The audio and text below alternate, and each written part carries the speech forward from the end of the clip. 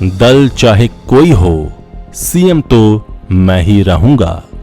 नीतीश की राजनीति का मूल मंत्र यही है, तभी तो कम सीट लेकर भी ड्राइविंग सीट पर रहते हैं। नमस्कार, आजाद सिपाही के विशेष में आपका स्वागत है। मैं हूं राकेश सिंह। क्या आपने कभी बचपन में गली क्रिकेट खेला है?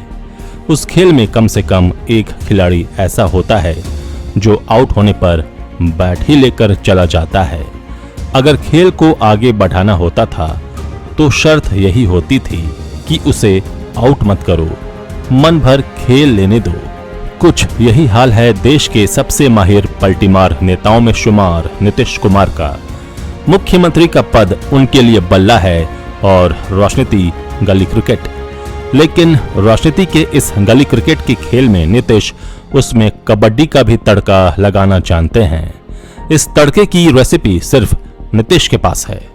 नीतीश कुमार अपने बल्ले के साथ एक बार फिर पलटी मार चुके हैं। उन्होंने अपने राजनीतिक जीवन में सबसे लंबे समय तक सहयोगी रही भाजपा को राजनीतिक धोबिया पाट मार सत्ता से बाहर कर दिया है और धोखा खाए राजद को फिर से गले लगा लिया है।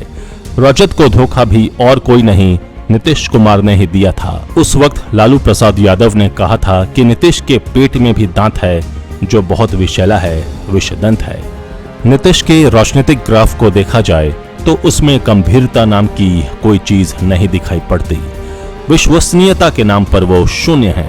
लेकिन फिर भी बिहार के मुख्य दल संख्या बल ज्यादा होने के बावजूद नीतीश को अपना बड़ा भाई मानने को हमेशा तैयार बैठे रहे हैं। भले रिटर्न गिफ्ट में नीतीश उन्हें पलटी का तोहफा देते आए हों, परंतु इस बार नीतीश की राजनीतिक पलटी का वाजिब कारण भी है। माना जा रहा है कि बिहार में भी महाराष्ट्र जैसा खेला होने वाला था। मोहरा बन रहे थे आरसीपी सिंह, लेकिन इस तरह के खेला के जन्मदाता या यूं कहें चैंपियन नीतीश ही रहे हैं। सो भला उन्हें इस खेल की आहट कैसे नहीं होती। वो कोई उद्धव ठाकरे थोड़े हैं जिन्होंने कुर्सी पर बैठने के बाद आंख और कान बंद कर लिए थे। नीतीश कुमार ने इस खेल को पहले ही भांप लिया, जिसको महाराष्ट्र में उद्धव ठाकरे ने समझने में देरी कर दी थी। सबसे पहले तो नीतीश ने आरसीपी के लिए पूरी फील्डिंग सजा दी, उसके बाद पार्टी से निकाल बाहर किया। नीतीश अपने नेताओं, विधायकों और सांसदों के साथ भाजपा को शिकस्त देने की रणनीति पर काम करने लगे।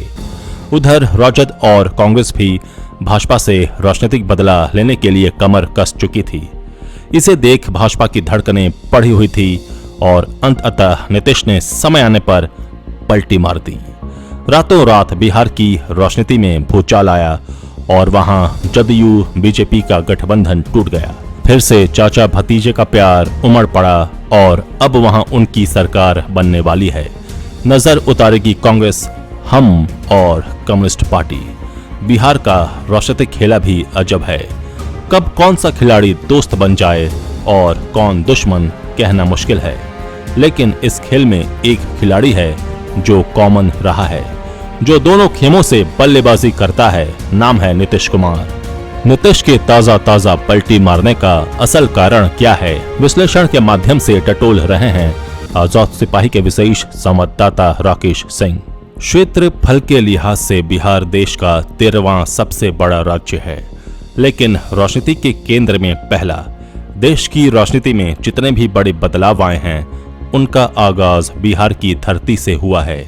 1975 में इंदिरा गांधी सरकार के आपातकाल के विरोध में जेपी आंदोलन, बिहार के पूर्व मुख्यमंत्री बीपी मंडल की पिछड़ा आयोग के अध्यक्ष के रूप में महत्वपूर्ण सिफारिशें, यहाँ तक कि ब्रिटिश राज में नील की खेती करने वाले किसानों के शोषण के खिलाफ भी महात्मा गांधी ने बिहार के चंपारण से ही आंदोलन शुरू किया था। बिहार को राजनीतिक रूप से काफी जागरूक माना जाता है, लेकिन राजनीतिक रूप से ये सबसे अस्थिर राज्यों में भी शुमार रहा है। शायद यही वजह है कि 1961 में श्री कृष्ण सिंह के निधन के बाद 1990 तक 29 साल में बिहार में 23 मुख्यमंत्री बदले और 5 बार राज्य में राष्ट्रपति शासन लगा। पिछले 7 दशक में बिहार ने कभी कांग्रेस का दबदबा देखा तो कभी जनता पार्टी का, तो कभी लालू प्रसाद यादव का, लेकिन पिछले 2 दशक से बिहार में नीतीश कुमार का दबदबा है। नीतीश कुमार बिहार की राजनीति के ऐसे राजनेता हैं जिन पर कोई दल अगाध विश्वास नहीं करता, लेकिन फिर भी उनके साथ गलबहियां डालने को बेकरार रहता है। जब से नीतीश ने बिहार की बागडोर संभाली है, तब से बिहार की राजनीति में पलटू नाम का शब्द सुर्खियों में रहा है। इस शब्द के ब्रांड एम्बेसडर खुद नीतीश कुमार ही रहे हैं। इसका नामकरण किया है लालू प्रसाद यादव ने। नीतीश कुमार पहली बार 3 मार्च 2000 को बिहार के मुख्यमंत्री बने थे, लेकिन बहुमत नहीं होने के कारण उनको 7 दिन बाद ही 10 मार्च को इस्तीफा देना पड़ा था। उसके बाद 2005 में नीतीश कुमार ने भाजपा के साथ चुनाव लड़ा और पूर्ण बहुमत की सरकार बनाई।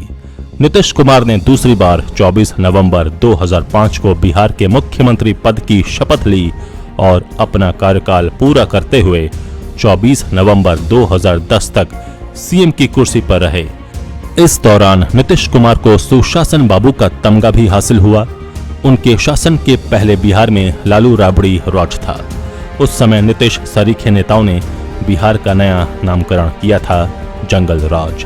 सचमुच में लालू के शासनकाल में बाहुबलियों और उपद्रवियों की चांदी थी। जब नीतीश सत्ता में आए तो उनके कार्यकाल में जंगल राज से कुख्यात बिहार ने विकास का चेहरा भी देखा। तब बहुत तेजी से ये प्रचारित किया गया कि नीतीश के रूप में बिहार को विकास पुरुष मिल गया है। लेकिन जैसे जैसे समय गुजरा, नीतीश का एक दूसरा चेहरा भी सामने आने लगा। अपने विरोधियों को हर हाल में नेस्तनाबूद करने वाला चेहरा। सत्ता की खातिर नीतीश में पलटी मारने का हुनर भी खूब पनपा। नीतीश की पलटी और लालू का याराना। लालू यादव और नीतीश कुमार संघर्ष के दिनों के साथी रहे हैं। उस समय लालू प्रसाद यादव नीतीश कुमार पर बेइंतहा विश्वास करते थे। वो नीतीश को अपनी हर सभा में ले जाते थे और अपने बोलने से पहले नीतीश को मंच देते थे। लेकिन नीतीश के मन में कुछ और चल रहा था। 12 फरवरी 1994 की पटना की कुर्मी चेतना रैली के बाद दोनों की राहें अलग हो गईं।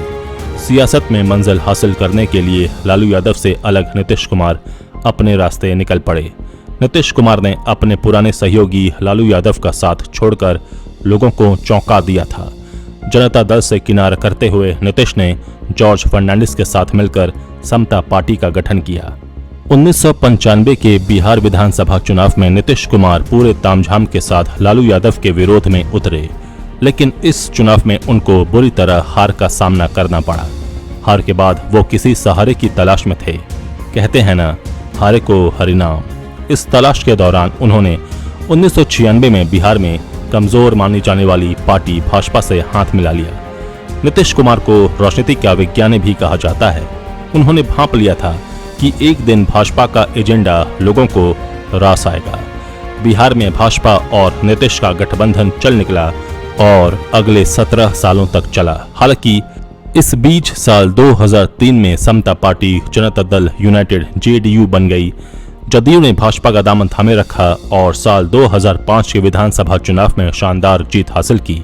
इसके बाद साल 2013 तक दोनों पार्टियों ने साथ मिलकर सरकार चलाई। फिर आया 2013 का साल। भाजपा ने 2014 के लोकसभा चुनाव के लिए जब नरेंद्र मोदी को पीएम पद का उम्मीदवार घोषित कर दिया तो नीतीश कुमार को ये रास नहीं आया और उन्होंने भाजपा से 17 साल पुराना गठबंधन तोड़ दिया। ये पहला अवसर नहीं था जब नीतीश कुमार ने नरेंद्र मोदी का विरोध किया था। इससे पहले 2002 में गुजरात के गोधरा कांड के लिए नीतीश कुमार ने नरेंद्र मोदी को ही जिम्मेदार बताया था। जून 2010 में नरेंद्र मोदी भाजपा राष्ट्रीय कार्यकारिणी की बैठक में शामिल होने के लिए बिहार आए थे। उस समय नीतीश कुमार ने नरेंद्र मोदी और भाजपा के अन्य बड़े नेताओं को अपनी ओर से दिया गया डिनर रद्द कर दिया था। साल 2014 के लोकसभा चुनाव में करारी हार के बाद नीतीश कुमार ने मुख्यमंत्री पद से इस्तीफा दे दिया। मुख्यमंत्री की कुर्सी अपनी सरकार के मंत्री और दलित नेता जीतन राम मांझी को सौंप दी। उसके बाद नीतीश बिहार विधानसभा चुनाव 2015 की तैयारी में जुट गए। 12 फरवरी 1994 के बाद 11 अगस्त 2014 एक ऐतिहासिक दिन था जब 2 दशक बाद 2 दोस्त लालू नीतीश एक दूसरे को गले लगा रहे थे। सामने मैदान में गवाह बनी जनता नारेबाजी कर रही थी और दोस्ती की मिसाल दे रही थी।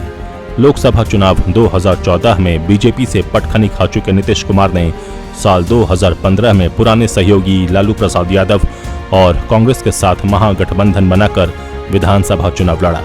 इस चुनाव में आरजेडी जेडीयू से अधिक सीट लेकर आई। बावजूद इसके नीतीश कुमार मुख्यमंत्री बने और लालू यादव के छोटे बेटे तेजस्वी यादव उप मुख्यमंत्री और बड़े बेटे तेज प्रताप यादव को स्वास्थ्य मंत्री बनाया गया। 20 महीने तक तो चाचा भतीजे की सरकार ठीक ठाक चलती रही, लेकिन 2017 आते आते दोनों पार्टियों में खटपट शुरू हो गई। अप्रैल 2017 में शुरू हुई खटपट ने जुलाई तक गंभीर रूप ले लिया, जिसके बाद मुख्यमंत्री नीतीश कुमार ने योजनाबद्ध तरीके से इस्तीफा दे दिया। नीतीश ने यहां भी पलटी मारते हुए भाजपा के साथ गठबंधन कर लिया।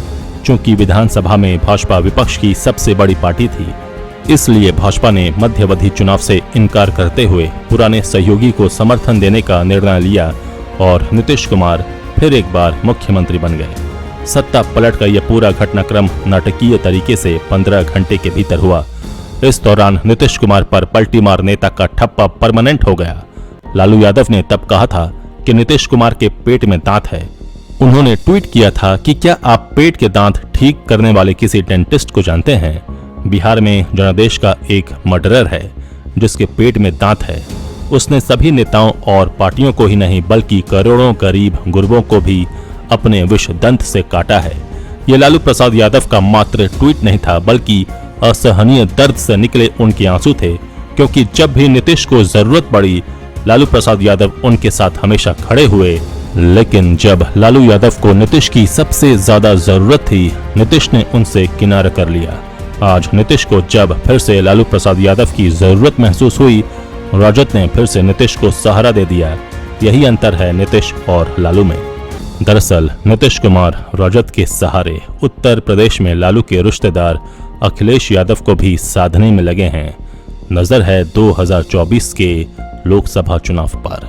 कहते हैं नीतीश की पार्टी का हाल महाराष्ट्र में शिवसेना की तरह होने वाला था। समय रहते राजनीति के विज्ञानी नीतीश ने इस खेल को भांप लिया, लेकिन सच कहा जाए तो ये खेल नीतीश के पलटी मार रवैये के कारण ही शुरू हुआ। राजनीतिक पंडितों का मानना है कि नीतीश की नजर 2024 के प्रधानमंत्री की कुर्सी पर टिकी है, इसलिए उन्होंने एक रणनीति के तहत राजद से नजदीकियां बनानी शुरू की। दोनों पार्टियों के नेता एक दूसरे की इफ्तार पार्टी में शामिल हुए। नीतीश और लालू परिवार फिर से दुश्मनी भुलाकर एक दूसरे को गले लगाना शुरू किया। कुछ लोगों को लगा कि ये सब बिहार में सिर्फ सत्ता परिवर्तन के लिए हो रहा है। कईयों को लगा कि शायद नीतीश को उपराष्ट्रपति पद की चाहत है, लेकिन सच यही है कि नीतीश के मन में कुछ और ही लड्डू फूट रहे हैं। इस खेल को शायद भाजपा ने क्रैक कर लिया। उसके बाद आरसीपी सिंह के बहाने नीतीश कुमार को घेरने की रणनीति पर काम हुआ। काम अंजाम तक पहुंचने ही वाला था कि नीतीश ने आरसीपी सिंह को राजनीतिक रूप से ठिकाने लगा दिया। जाते जाते आरसीपी सिंह भी नीतीश को कह गए कि नीतीश इस जन्म तो क्या, आने वाले 7 जन्मों में भी प्रधानमंत्री नहीं बन सकते। भाजपा से नीतीश कुमार की दूरी अचानक नहीं बनी है। प्रधानमंत्री की अध्यक्षता में हुई नीति आयोग की बैठक से भी नीतीश कुमार ने दूरी बनाई थी। फौरी तौर पर कहा गया कि स्वास्थ्य कारणों से नीतीश बैठक में शामिल नहीं हुए, लेकिन इसमें रंच मात्र भी सत्यता नहीं है। इससे पूर्व तत्कालीन राष्ट्रपति रामनाथ कोविंद के लिए प्रधानमंत्री मोदी द्वारा आयोजित रात्रि भोज एवं राष्ट्रपति द्रौपदी मुर्मू के शपथ ग्रहण समारोह में भी नीतीश कुमार ने भाग नहीं लिया था। कुछ दिन पहले गृह मंत्री अमित शाह ने भी मुख्यमंत्रियों की बैठक बुलाई थी, जिसमें नीतीश ने अपने बदले उप मुख्यमंत्री तारकिशोर प्रसाद को अधिकृत किया था, खुद नहीं गए। आखिर नीतीश क्यों नाराज हैं? 2020 के विधानसभा चुनाव में चिराग पासवान की भूमिका और केंद्रीय मंत्रिमंडल में मांग के अनुरूप भागीदारी न मिलना नीतीश की नाराजगी का पुराना कारण हो सकता है, लेकिन समय के साथ कई नए कारण भी उजागर हो रहे हैं। बोचाहा उपचुनाव में भाजपा के लिए वोट मांगते समय दबी जुबान से ही सही ये प्रचार किया गया कि उपचुनाव में जीत के साथ ही सरकार का नेतृत्व बदल जाएगा। केंद्रीय गृह राज्य मंत्री नित्यानंद राय मुख्यमंत्री बन जाएंगे। उपचुनाव में हार के साथ ही नित्यानंद राय परिदृश्य से बाहर चले गए। विधान परिषद के स्थानीय निकाय के चुनाव में भी भाजपा पर जदयू के उम्मीदवारों को हराने का आरोप लगा था। हाल के दिनों में बढ़ी एनआईए की अति सक्रियता को भी बिहार सरकार के कामकाज में हस्तक्षेप माना जा रहा है। राष्ट्रपति चुनाव में चिराग पासवान की भाजपा से बढ़ती नजदीकी भी जदयू के खेमे को कुरेदने वाला साबित हो रही है। नीतीश कुमार एनडीए सरकार में मुख्यमंत्री जरूर रहे, लेकिन भाजपा ने अपना नियंत्रण बरकरार रखने के लिए 2 डिप्टी सीएम तारकिशोर प्रसाद और रेणु देवी भी उनके साथ लगा दिए। इससे बिहार सरकार में नीतीश कुमार के एक छत्र नेतृत्व को चुनौती देने की कोशिश की गई। इसके अलावा भाजपा ने नीतीश कुमार के लंबे समय तक साथी और पूर्व डिप्टी सीएम सुशील कुमार मोदी को भी बिहार की राजनीति से बाहर कर दिया। भाजपा के इन कदमों के बाद नीतीश के लिए सरकार पर पूरी तरह नियंत्रण रखना काफी मुश्किल हो रहा था। बताया जाता है कि सुशील मोदी की गैर मौजूदगी में नीतीश के लिए अपनी मर्जी से कैबिनेट मंत्रियों को चुनना भी कठिन रहा। वो भाजपा से अपनी बात नहीं मनवा पा रहे थे। इसी साल मार्च में भाजपा और जदयू के बीच के रिश्तों में दरार की पहली झलक देखने को मिली थी। दरअसल विधानसभा सत्र के दौरान एक मौके पर सीएम नीतीश कुमार और विधानसभा अध्यक्ष विजय सिन्हा में नोकझोंक हो गई थी। नीतीश कुमार विजय सिन्हा पर आग बबूला हो गए थे। दरअसल मामला बिहार के लखीसराय में 50 दिन में 9 लोगों की हत्या पर बहस को लेकर था। विधानसभा अध्यक्ष विजय सिन्हा के क्षेत्र का सवाल भाजपा विधायक ने उठाया था। इस पर सरकार को जवाब देने में काफी मुश्किलें आईं। भाजपा की ओर से उठाए गए इस मुद्दे की वजह से विपक्ष को भी सरकार के विरोध का मौका मिल गया। आखिरकार मामले को लेकर विधानसभा में आए दिन हो रहे हंगामे पर विधानसभा अध्यक्ष पर मुख्यमंत्री नीतीश कुमार भड़क उठे। नीतीश और सिन्हा के बीच नाराजगी इतनी बढ़ गई कि सीएम ने उन पर संविधान उल्लंघन तक का आरोप लगा दिया। सूत्रों का कहना है कि नीतीश कुमार ने भाजपा के समक्ष 2 मांगे रखी थीं। वो विधानसभा अध्यक्ष विजय कुमार सिन्हा को हटाना चाहते थे। भाजपा के प्रदेश अध्यक्ष डॉक्टर संजय जायसवाल से भी उनकी पटरी ठीक नहीं बैठ रही थी। तात्कालिक वजह बनी 30 और 31 जुलाई को पटना में भाजपा के 7 मोर्चों की संयुक्त कार्य समिति की बैठक का आयोजन। भाजपा ने जदयू के लिए 43 सीटों को छोड़ 200 सीटों पर चुनाव की तैयारी शुरू की। जदयू के राष्ट्रीय अध्यक्ष ललन सिंह ने भाजपा का नाम लिए बगैर कहा था कि जदयू को तोड़ने का षड्यंत्र रचा जा रहा है। उपेंद्र कुशवाहा ने भाजपा के राष्ट्रीय अध्यक्ष जेपी नड्डा के उस बयान की आलोचना भी की थी, जिसमें कहा गया था कि अगर हम अपनी विचारधारा पर चलते रहे तो देश से क्षेत्रीय पार्टियां खत्म हो जाएंगी। लेकिन नीतीश कुमार को जो समझते हैं, उनका मानना है कि असल मुद्दा है राजनीतिक महत्वाकांक्षा का। ये महत्वाकांक्षा नीतीश कुमार में आज से नहीं 2014 से ही हिलोरे मार रही है। नीतीश की नजर प्रधानमंत्री की कुर्सी पर है। हमारा मुख्यमंत्री कैसा हो, आरसीपी सिंह जैसा हो और टेप कांड। 28 जुलाई की एक घटना है।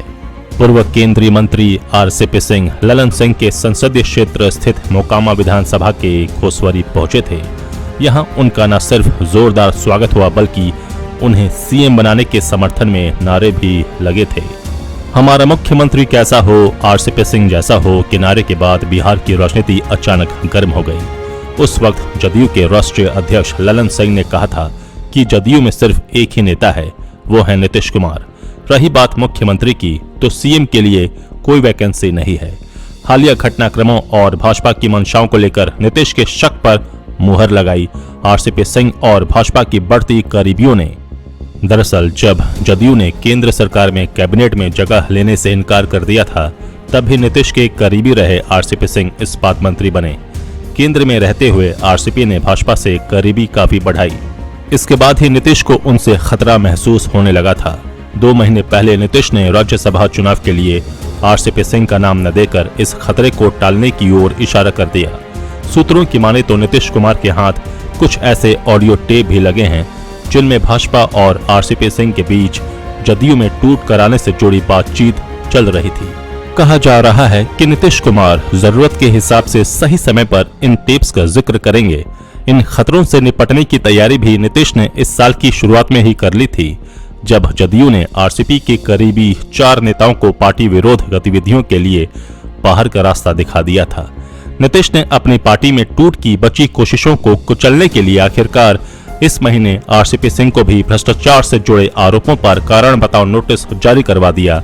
इसका असर ये हुआ कि आखिरकार आरसीपी ने खुद पार्टी से इस्तीफा दे दिया, लेकिन जाते जाते कह गए कि नीतीश कुमार 7 जन्म में भी प्रधानमंत्री नहीं बन सकते। ये बात नीतीश को गहरा जख्म दे गई। आजाद सिपाही के विशेष में अभी इतना ही। आप हमारे इस YouTube चैनल को जरूर सब्सक्राइब करें। आप हमारे Facebook पेज को भी जरूर फॉलो करें और भी अधिक खबरों के लिए पढ़ते रहिए अपना लोकप्रिय दैनिक अखबार आजाद सिपाही। धन्यवाद।